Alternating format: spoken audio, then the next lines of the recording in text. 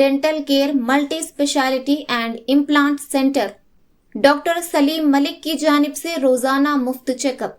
Timings सुबह 10 बजे तक रात 9 बजे तक और इतवार के दिन भी खुला रहेगा।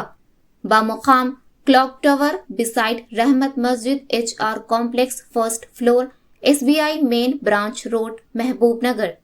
Phone number 8522943048।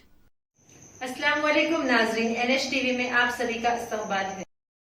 जिला महबूब नगर के मौला अली गुट्टे पर माजूरीन को अलॉट करदा डबल बेडरूम मकानों को नोटिस दिए जाने पर माजूरीन ने जिला कलेक्टर विजेंद्र बोई से मुलाकात करते हुए इंसाफ करने की दरख्वास्त की। M श्रीनिवासलू उदय एसोसिएशन जिला सदर ने मीडिया से बात करते हुए कहा कि महबूब नगर के मौला अली गुट्टे पर माजी में माजूरों को डबल बेडरूम मकानात अलॉट किया गया था, लेकिन पट्टा और घर के चाबियां नहीं दिए गए थे और अब नोटिस दिए गए हैं। इस नोटिस को जिला कलेक्टर के इल्म में लाया गया है। जिला कलेक्टर ने इंसाफ करने का तयखुन दिया है। उन्होंने कहा कि इस मसले को लेकर मुकामी रुकन असम्बली NM श्रीनिवास रेड्डी से मुलाकात करते हुए उन्हें दरख्वास्त करेंगे कि इस मसले पर हुकूमत से बात करें और माजूरों को अलॉट करदा मकानात माजूरों को ही फराहम करें।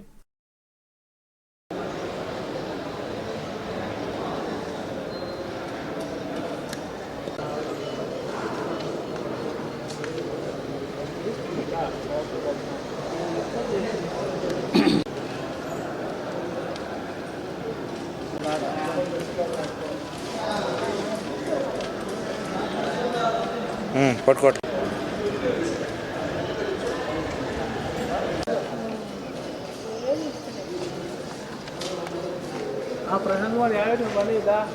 M శ్రీనివాసులు ఉదయ్ అసోసియేషన్ జిల్లా అధ్యక్షునిగా పనిచేస్తున్నాను।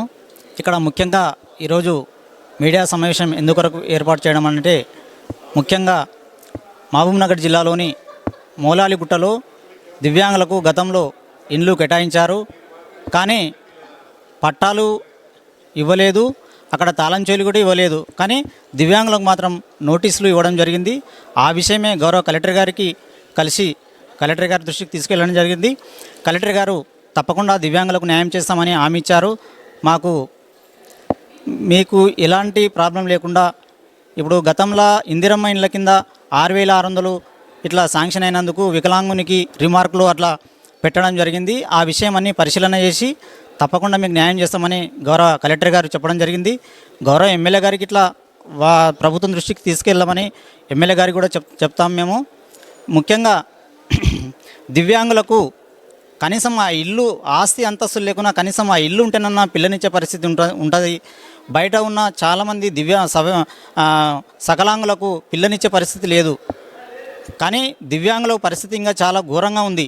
కనీసం ఆ ప్రభుత్వము ఆ ఇచ్చే ఇల్లుని ఇట్లా ఎలాంటి షరతులు లేకుండా ఆ ఇల్లు దివ్యాంగులకు డబుల్ బెడ్రూమ్ ఇల్లు మంజూరు చేయాలని, ఆ నోటీసులను వెంటనే విరమించుకొని గౌరవ కలెక్టర్ గారు శాసనసభ్యులు NN శ్రీనివాసరెడ్డి గారు వెంటనే చర్యలు తీసుకోవాలని, సంబంధిత రెవెన్యూ అధికారులకు ఆదేశాలు ఇవ్వాలని దివ్యాంగులందరము కోరుతున్నాము।